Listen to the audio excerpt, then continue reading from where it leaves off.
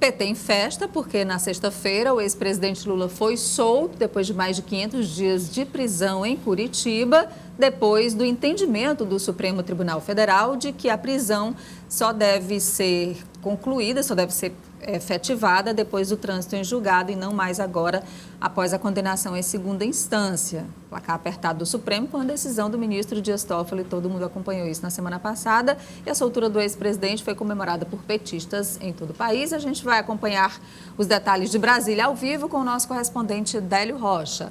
Oi, Délio, bom dia. Nádia Rodrigues, bom dia para você, para o Elivaldo Barbosa, bom dia a todos no Piauí. Olha, Nádia, foi comemorada, né, pelos aliados, também foi criticada pelos adversários. Agora, o que a gente percebe, Nádia, é que desde que deixou a prisão em Curitiba, o ex-presidente Lula já fez alguns discursos que vêm alimentando os debates políticos e as paixões, né? O ex-presidente Lula disse que nos 580 dias que passou na sede da Polícia Federal em Curitiba, que ele não alimentou ódio, mas nesses discursos a gente pelo menos percebe, Nádia, o ex-presidente adotando aí um tom forte, né? Palavras duras para fazer suas críticas. E entre aquelas pessoas que foram criticadas está o ministro Sérgio Moro, que na condição de juiz foi o responsável pela prisão, pela condenação do ex-presidente. Também foi alvo das críticas o procurador Deltan Dallagnol, que é o chefe da Força-Tarefa da Lava Jato em Curitiba. Os dois, né, Moro e Dallagnol, foram chamados de mentirosos e canalhas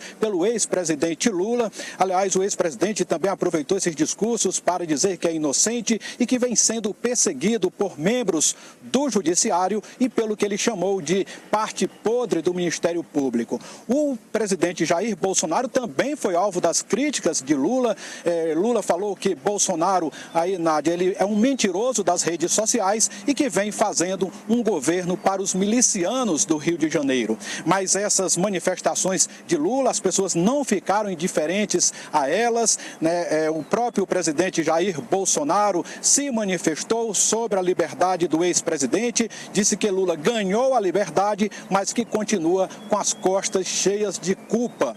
E o ministro Sérgio Moro também usou as redes sociais para dizer que Lula é um criminoso e que merece a indiferença. Por outro lado, Nádia, os aliados do ex-presidente, né, se manifestaram a favor e comemoraram essa liberdade. Entre esses aliados, o governador do Piauí, o Wellington Dias, que foi até São Paulo, Nádia, participar dos eventos em comemoração à liberdade do ex-presidente. Agora, Nádia, para finalizar esse assunto, né, vale dizer que essa questão, a liberdade de Lula, vai continuar alimentando os debates aqui políticos em Brasília e hoje à tarde a Comissão de Constituição e Justiça da Câmara vai votar uma proposta de emenda à Constituição que prevê a possibilidade de prisão após segunda instância. Quer dizer, pretende aí, então, mudar o entendimento que há hoje no Supremo Tribunal Federal, que é o que levou à liberdade de Lula. Nádia. Pois é, Délio, não só na Câmara, como no Senado também, Elivaldo, já começam a se articular debates e articulações para que essas PECs andem.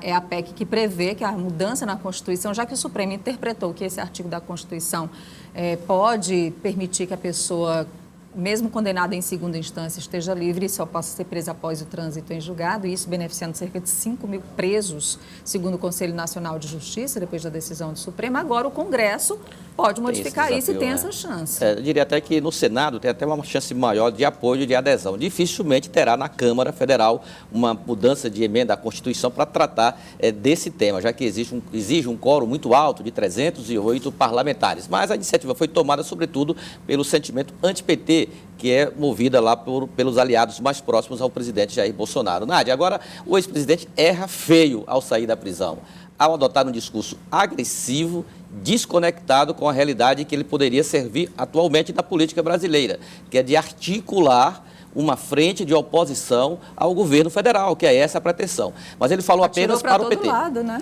Foi um discurso rancoroso, raivoso, um discurso agressivo, sobretudo, e dirigido apenas para o PT e nada mais. Então, o presidente Lula, pelo menos nesses primeiros passos, mostra que não é hoje alternativa política para o Brasil.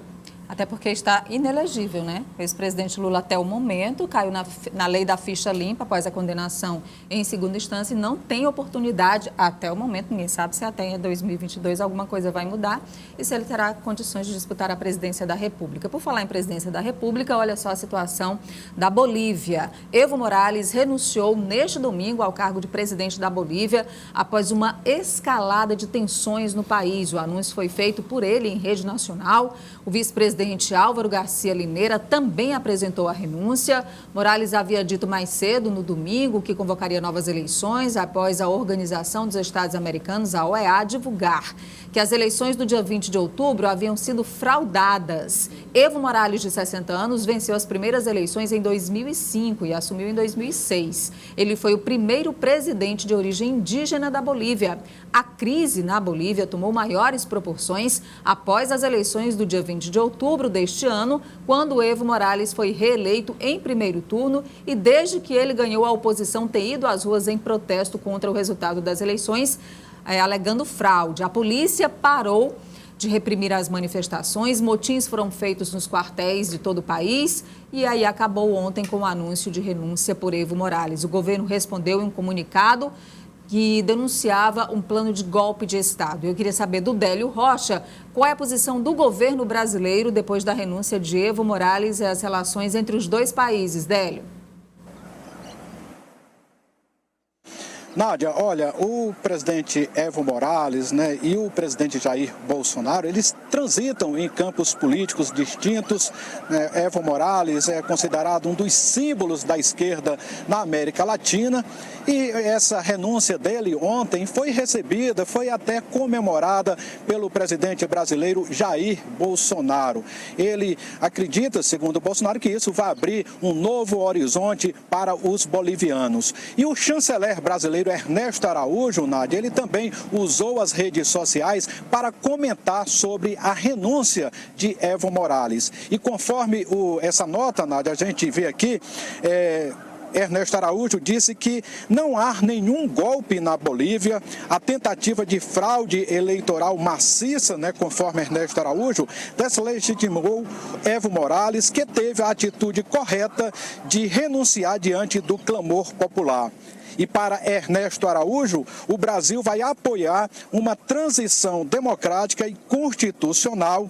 E Ernesto Araújo fechou aí essa nota, Nádia, dizendo que a narrativa de golpe só serve para incitar a violência. Nádia, olha, enquanto isso, né, permanece um vácuo de poder na Bolívia, quer dizer, renunciou o presidente, o vice-presidente, os presidentes da Câmara e do Senado. Existe uma expectativa de que a vice-presidente do Senado aí possa assumir o comando do país e ainda não se sabe se depois vai ser aí realizada uma eleição indireta, né, pelo parlamento ou se vai ser realizada uma eleição geral. Agora, o que a gente sabe, Nádia, é que vai permanecer aí pelo menos nessas próximas 48 horas essa incerteza. Lembrando, Nádia, que Evo Morales comandava a Bolívia desde 2006, como você comentou, portanto 13 anos. Nesse período ele até conseguiu conquistas na economia, fez com que a Bolívia crescesse 5% em média ao longo do ano. É o país que mais cresceu na América do Sul nesse período. A inflação estava sob controle, esse ano deve fechar aí em torno de 2%, só que Evo Morales, Nádia, tentou permanecer, se perpetuar no poder, tentava agora o seu 4º mandato. Ele também era vítima da oposição aí que criticava, Nádia, sobretudo o fato de Evo Morales priorizar alguns segmentos específicos da economia. E agora, né, depois dessa eleição que a OEA considerou como fraudulenta, a oposição contra Morales aumentou, ficou mais violenta e ontem acabou com essa renúncia do presidente boliviano. Nádia. Tá certo, Délio? Obrigada pelas informações ao vivo de Brasília. Até daqui a pouco no Jornal do Piauí. Elivaldo, A última de hoje. Olha, Nádia, o PDT sinaliza para uma reestruturação sem Flávio Nogueira. O deputado federal está em litígio político com a direção nacional do partido, deve deixar o partido. Agora, como fica o PDT no Piauí? No final de semana, aconteceu um encontro informal de pedetistas considerados históricos. Agora, chamou a atenção a presença do ex-prefeito de Timon, Chico Leitor, no encontro. Eu conversei com o vereador Evandro Ide, que é o presidente do partido em Teresina, disse que nada foi tratado em relação à nova direção do partido. Esse assunto não foi tratado, mas a gente percebe aí alguns pedetistas históricos, como o médico Francisco Pedrosa, que soa aí nos bastidores a informação de que ele poderá assumir o comando do partido. O deputado Flávio Júnior nega também essa informação, não há nenhuma mudança à vista no PDT, tanto é que ontem ele participou em Piripiri de um encontro junto com o PTB, que lançou o apoio à pré-candidatura da suplente de deputada estadual, Jove Oliveira. Foi no evento do PTB, Jove é filiada ao PTB, com a presença do PDT e do deputado estadual Flávio Júnior, sinalizando que se tiver alguma mudança, essa mudança ainda não foi oficializada na direção do PDT do Estado. Candidata a prefeita de prefeita de Piripiri, exatamente. Tá certo. Que não é a primeira vez também, né? Que Não. ela vai disputar a prefeitura. Obrigada, Livaldo. É Ótimo isso, dia, Nádia. até amanhã. Para todas nós, até amanhã.